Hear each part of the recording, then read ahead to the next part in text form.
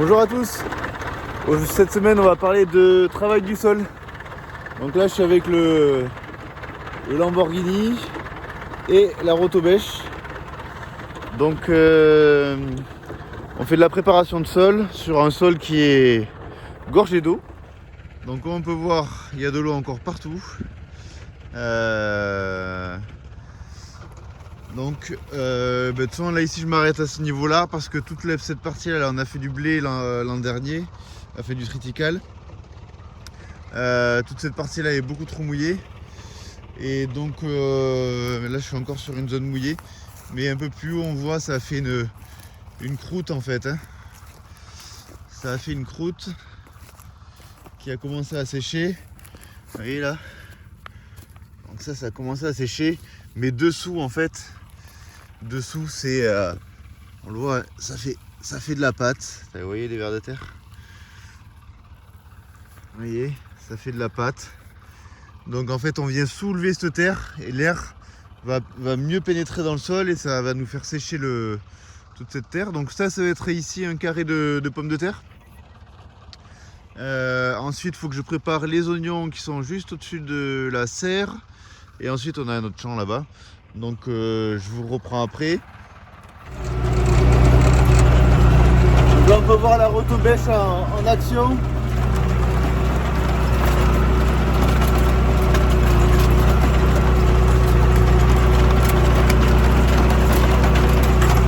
Et ça c'est génial parce qu'on ne crée pas de... Le fait en plus que la bêche se plante et se relève, ça arrache la terre en fait. Parce que si on avait fait un labour par exemple, un labour serait fait une semelle en fait au niveau de la terre. Vous voyez, ça lisse le fond de la terre et donc forcément pour le système racinaire c'est beaucoup moins bon. Alors que ça c'est vraiment un outil qui est incroyable pour ça, ça évite ces croûtes là. De toute façon hein, les outils à dents, les outils à dents c'est ce qu'il y a de mieux, hein. Faut pas pendant des lustres ils ont travaillé avec ça, ils n'avaient pas de problème dans leur champ. Aujourd'hui on travaille avec des outils, ça fait de la poussière. Ou alors on vient faire on vient complètement rendre étanche le sol. Et donc voilà, il faut essayer de reprendre des anciennes pratiques avec des outils modernes et qui vont forcément plus vite, parce que si je devais le faire à la bêche à main, bon, je serais pas sorti de l'auberge. Donc allez, nous voilà dans la parcelle, ça va être une parcelle qui va être en oignon, poireaux, ici. Donc on voit le travail de la Rotobèche, hein. Alors ce qui est extraordinaire aussi, c'est que ça remonte la terre. C'est-à-dire que là, je sais pas si ça se voit, mais bon, on est en pente. Et en fait, on voit bien ici, il y a un creux là de 20 cm hein, quasiment. Et donc ces 20 cm qui sont plus là, et ben en fait ils sont là-haut, ouais, parce que mécaniquement, on repousse la terre à chaque fois.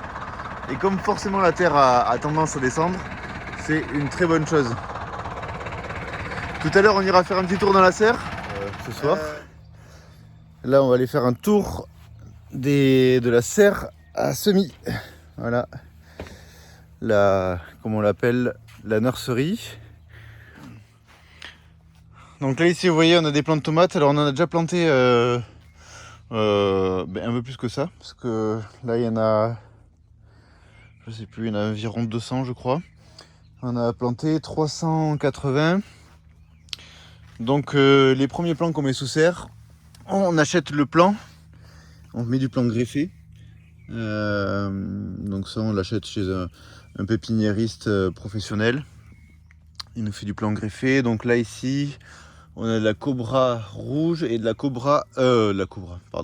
de la cœur de bœuf rouge et de la cœur de bœuf rose.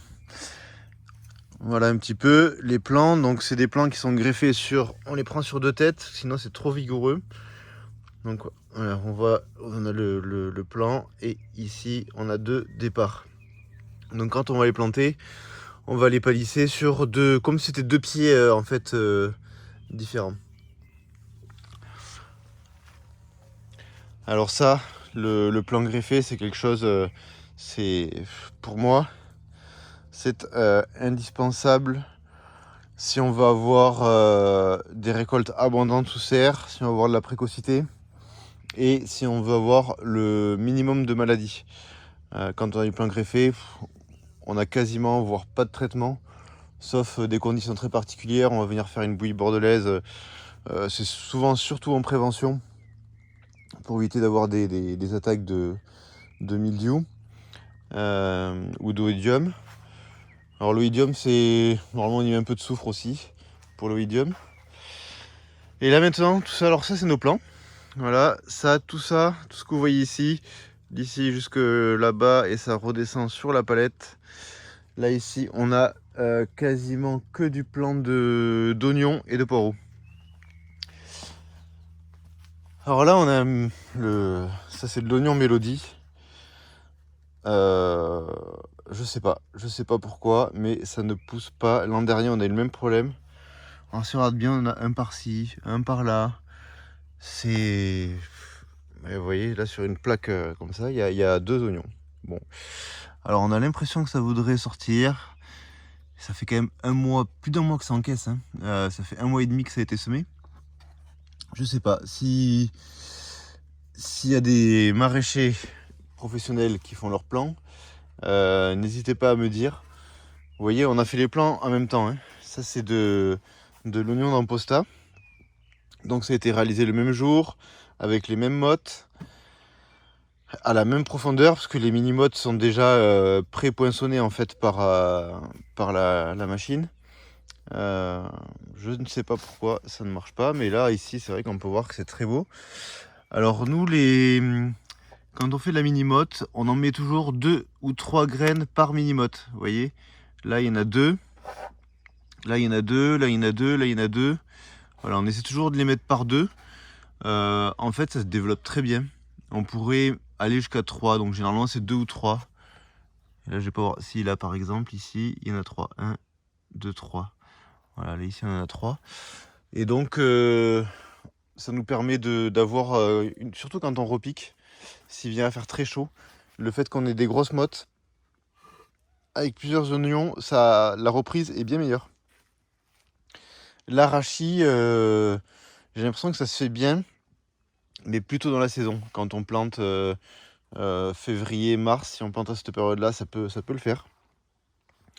Nous, en tout cas, dans le sud-ouest, dans notre région, il y a des très fortes chaleurs quand on repique ça au mois d'avril, fin avril. Donc voilà, on le fait comme ça marche très bien. Hop, on voit tout ça. Donc ça c'est oignon des Cévennes, c'est un oignon blanc, oignon doux des Cévennes. Et là ici on a du poireau. Donc ça c'est du petit poireau vinaigrette. Donc on le récolte quand il est gros comme le petit doigt. Et pareil, 2-3 poireaux par mini-motte. Ça on le plante assez serré. Ça nous... Alors c'est une variété qui fait un fût blanc à l'extérieur de terre, en extérieur de terre. Par contre ça fait pas de gros calibre. Et pour avoir un maximum de fût blanc, on essaie de resserrer au maximum. Voilà. Donc tout ça c'est du poireau, tout ça c'est du poireau. Tout ça c'est du poireau. Et là on arrive sur de la tomate. Donc ça c'est nos tomates extérieures. Donc qu'est-ce qu'on y met sur les tomates? On y met un peu de perlite. Ça retient l'humidité. Et bon là il faudra remettre une couche parce que ça a été un peu limite. Ça c'est un stagiaire qui l'a fait. On a remarqué que les limaces n'aimaient pas du tout la perlite. Alors ici dans cette serre pourtant c'est bâché partout. Alors est-ce qu'elles se mettent sous les bâches? Je ne sais pas. On a des attaques de limaces sur les tables qui sont incroyables. On a essayé le produit bleu bio là, d'en mettre sous les tables, d'en mettre dans les tables, d'en mettre sur les plantes, enfin d'en mettre partout. Ça ne marche pas, on se fait attaquer les plants. Alors c'est pas forcément vrai sur les tomates parce que j'ai l'impression qu'elles les aiment moins. Mais par contre sur tout ce qui est poivron, aubergine, alors là c'est... L'an dernier on a quasiment tout perdu, on a été obligé d'acheter du plant en catastrophe. Donc la perlite, c'est visiblement un bon moyen. La limace n'a pas l'air d'aimer ça, parce qu'en fait, vous voyez, c'est très fin, c'est très léger. Et j'ai l'impression que ça se colle. Vous voyez, que ça doit se coller sur la limace et elle doit pas aimer ça. Donc voilà, donc là pareil, mini-motte. Là c'est de la mini-motte, c'est du 5x5. Donc on a plusieurs variétés, hein. On a de la Marbonne, on a de la Super Steak, on a de la Margold, on a de la Green Zebra, on a de la Cobra, de la Noirac. Enfin voilà, tout un tas de mini... Ah non, Noirac, pardon, je dis une bêtise. Noirac et Quiche, je sais pas trop comment ça se prononce. Ça c'est nos plants de... Ah, mais on voit que ça veut percer. Regardez là. Ça c'est nos plantes de courgettes. Donc là je vois que ça se soulève. Si ça se soulève, ça veut dire que... Voilà. Si on y va doucement. Je sais pas si on voit là le point. Voilà. Je vais pas gratter plus pour pas le casser. Donc là c'est en train de germer. Ça a l'air de bien se passer. Là c'est pareil, ça lève. Donc c'est cool. Courgette, c'est validé. Donc ça, on a refait une tournée de semis. Alors là ici, c'est quoi ça? Ah oui, ça c'est très bon ça. Il n'y a pas grand monde qui connaît. Enfin, ça commence à se démocratiser. C'est du... Voilà, j'ai perdu le nom. Du chou. Mince, je vais plus l'avoir en tête. Du chou rave. C'est un petit chou rond qui est super bon en salade. Ça se mange cru un peu comme le radis. Regardez sur internet, c'est excellent. Donc là, on en a fait une première tournée. Donc cette partie-là, hop, tout ça, ça en est. Et là, on a refait une tournée de mélodie. Le lion qui n'avait pas pris. Alors on a refait une tournée parce qu'on s'est dit, est-ce que, comme on les fait tôt dans la saison, ça aime pas le froid, ça aime plutôt la chaleur. On a refait une tournée pour voir ce que ça donne. Donc ça a 2-3 jours.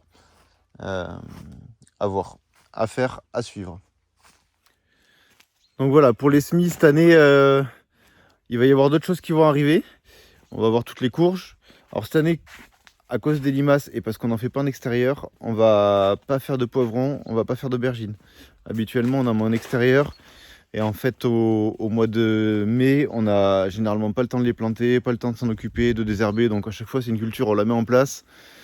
On l'abandonne un peu et en fait, on fait très peu de récolte parce qu'il y a de l'herbe qui s'y met, etc.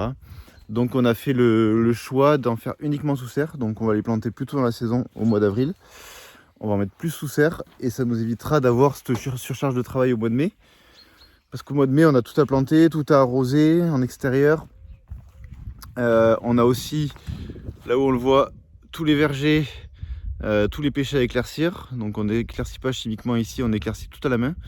Donc c'est pêche par pêche qu'on vient sélectionner nos fruits. Donc voilà, il y a des centaines d'arbres, peut-être des milliers, enfin certainement plus que des milliers que des centaines d'ailleurs. Donc on va s'économiser du temps en changeant un petit peu nos méthodes. Maintenant je vais aller à la serre du bas, ça c'est là, donc c'est là on l'appelle les serres du haut. Voilà, il y en a une ici et il y en a deux derrière moi là. Voilà, il y en a deux ici. Là on va voir aubergine, poivron. Pour l'instant il n'y a rien qui a été fait. J'ai juste travaillé légèrement le sol en surface parce que l'herbe commence à pousser pour pas être envahie.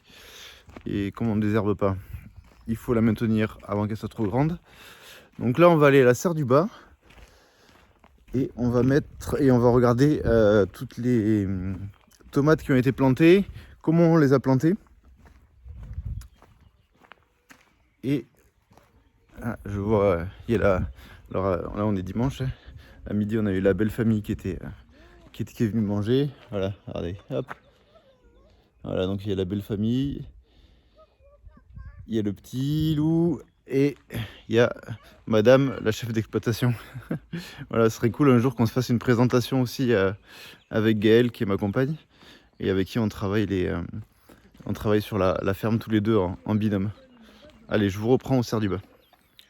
Donc voilà, nous voilà devant les serres. Donc là ici il va y avoir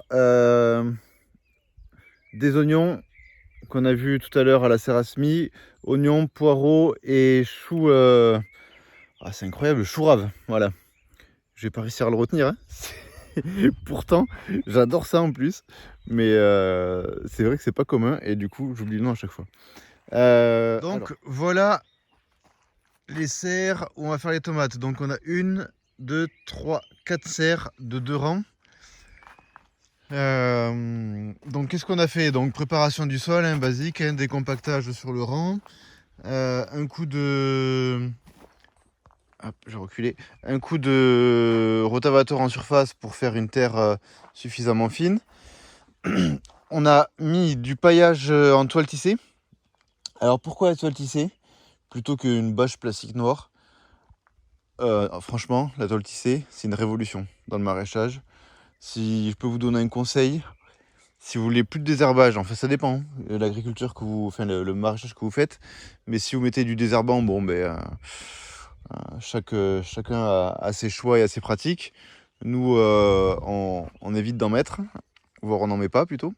Donc, on utilise la toile tissée pour plusieurs raisons. Un, les grosses herbes en fait ne passent pas à travers cette toile parce que c'est une toile qui est forcément beaucoup plus épaisse. Donc, des fois, on a des herbes un peu récalcitrantes. Et par endroits ici, on a de la queue de renard, de la prêle.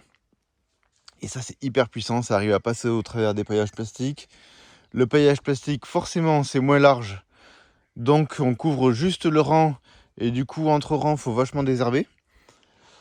Et là, ce qu'on a fait, ce qu'on ne faisait pas d'habitude, c'est qu'on met la bâche. Et avant, on fermait pas, vous voyez. Alors, je vais essayer de marcher là sans faire de bêtises. Ici, au milieu, on mettait rien. Donc là, bon, c'est un mauvais exemple parce qu'au départ, on l'a fait croiser comme ça. Mais en fait, vous voyez, tout ça, on le faisait pas. Et alors, là, autant vous dire qu'une fois que l'été est passé, ici, l'herbe, elle est plus haute que le chéneau.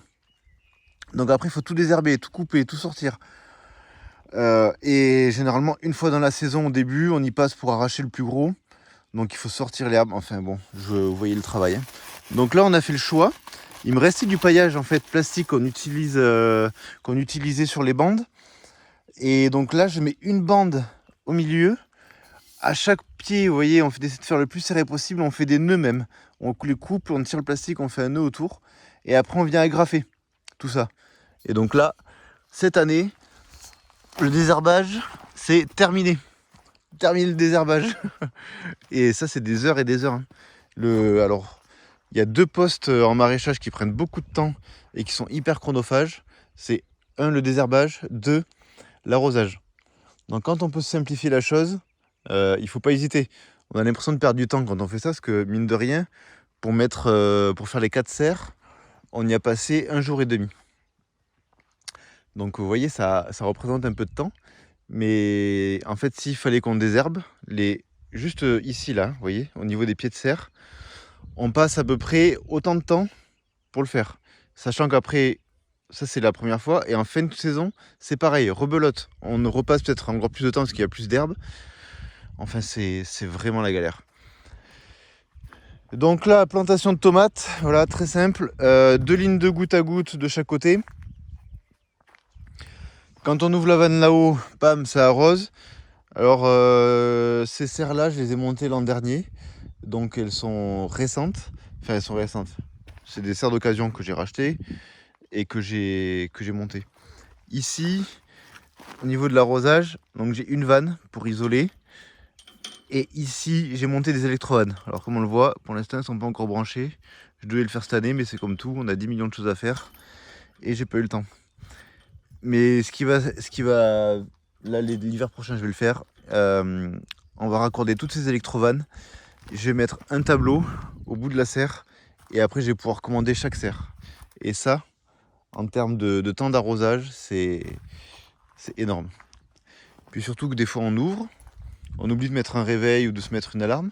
Et 3 heures ou 4 heures après, on se dit « Oh là là, j'ai oublié d'arrêter ». Alors bon, 3-4 heures, c'est pas très grave.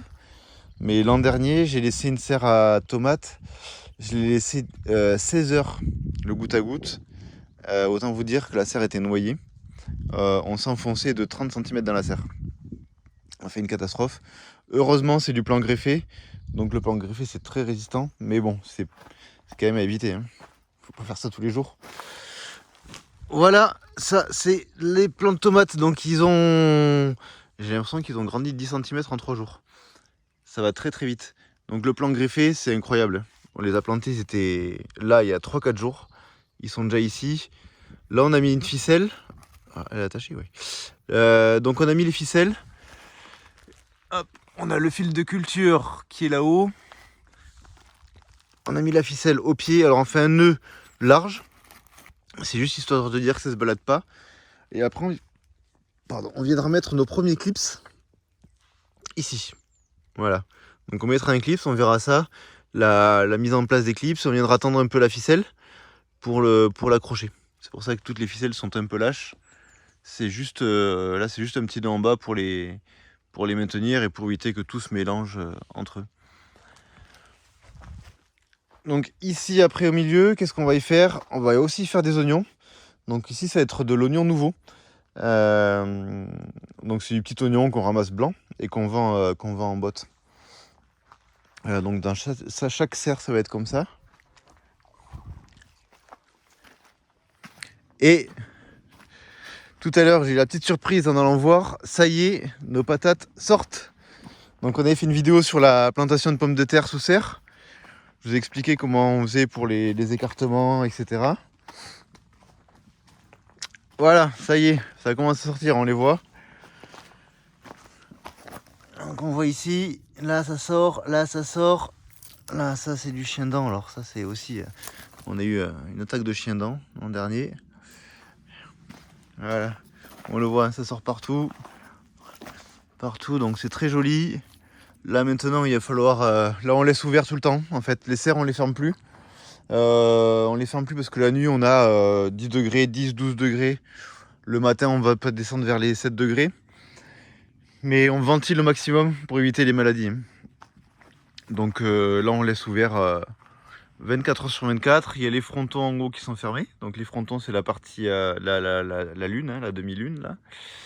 Ici. Et les portes sont ouvertes. Donc là ça paraît un peu sec sur le dessus. Mais en réalité si on gratte un petit peu, vous voyez de suite, hop, on est très humide dessous. Donc là c'est parfait, hein. C'est vraiment le top. On a une belle humidité. La pomme de terre, ça aime pas la sécheresse, hein. Ça c'est un truc. Et si vous laissez sécher vos buttes à cœur, pour réhumidifier les buttes, c'est très compliqué. Moi je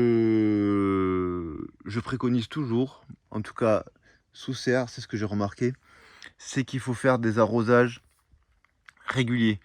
Quitte à mettre l'équivalent de 5 mm, 3-4 mm, mais 2-3 fois par semaine, on vient légèrement mouiller pour garder la butte humide. Donc là, je l'ai arrosé avant-hier. Donc je pense que demain, donc lundi ou mardi, je vais y remettre un petit coup d'aspersion. Vous voyez, on a les asperceurs là-haut, on a une ligne.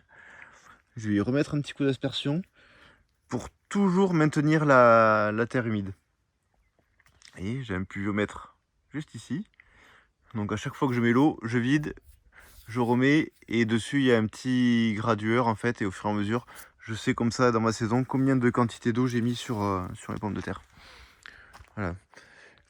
Parce qu'une butte, je vous garantis, quand c'est sec, pour la réhumidifier, toute la terre s'est compactée, c'est plus souple. Enfin bon, chacun fait comme il veut. Il y en a qui font des légumes sans eau. Moi j'ai pas encore réussi. Soit je suis pas assez fort, soit c'est que ça marche pas. Je sais pas pourquoi tout le monde arrose, mais je pense qu'il y a une raison à cela. Bon voilà, ça a été un petit tour de tous les travaux qui ont été faits cette semaine. Donc vous voyez, ça c'est la terre que j'ai préparée ce matin, là, vous l'avez en début de vidéo. Semaine prochaine, demain d'ailleurs, lundi, je vais mettre tout en planche. C'est-à-dire qu'on va venir buter, faire des planches. Parce que bien évidemment, on a eu un peu de soleil, mais il nous annonce de l'eau. Donc on va faire des belles buttes avec une plancheuse que je vais vous présenter. C'était une vigneronne en fait. C'est fait pour travailler dans les vignes et on l'a transformée en plancheuse. Ça nous permet en fait d'évacuer l'eau facilement. C'est-à-dire que là, même s'il vient à tomber, je sais pas, 30 mm de pluie, enfin qu'il y a un gros orage, la butte réussit beaucoup plus vite que si on était à plat. Donc voilà, ça va être le travail de début de semaine, et après on va avoir plein de choses à faire parce que là on commence à rentrer dans le vif du sujet. On va décompacter la serre à poivron et à aubergine. Qu'est-ce qu'on va faire d'autre? Il faut qu'on finisse de nettoyer une parcelle là pour que je puisse la travailler, d'enlever les bâches. On va faire du semis, on va faire... Alors je sais pas, suivant le temps, on fera peut-être de la plantation de pommes de terre en extérieur. Vous voyez, on a travaillé le champ là ce matin que je vous ai filmé aussi, juste derrière la serre. Donc plantation de pommes de terre, si le temps nous le permet. Sinon, on attendra un petit peu. De toute façon, on a l'habitude de la pluie et puis on commence à s'habituer. Hein. Mais on est quand même content. Hein. Vous avez vu, ça fait quand même du bien là de travailler. Il fait beau. On n'a pas envie de s'arrêter. Bon, cet après-midi, j'ai fait une pause déjà pour être avec mon fils. Même si ce matin, on a travaillé pendant 2 heures ensemble avec leur autobêche. Et voilà, donc je vous dis à la semaine prochaine pour une future vidéo. S'il y a des choses que vous avez envie de voir, que vous avez envie de savoir, n'hésitez pas à le mettre en commentaire. Donc vous voyez, on est très diversifié sur la ferme, on fait beaucoup de choses. Des fois il y a des questionnements auxquels on ne pense pas parce que pour nous ça nous paraît logique et évident. Mais des fois quand on est néophyte ou alors si vous êtes même professionnel, hein, que vous avez l'habitude de faire du maraîchage et que vous avez des techniques à apporter, donc c'est chouette de partager. C'est pour ça qu'on le fait d'ailleurs, hein, qu'on fait ces vidéos. C'est pour partager nos connaissances et que trouver des solutions ensemble, montrer un petit peu l'avancée à tous de nos travaux agricoles, voire paysans, parce que j'aime bien ce mot paysan moi. Vous savez. La paysannerie, c'est noble.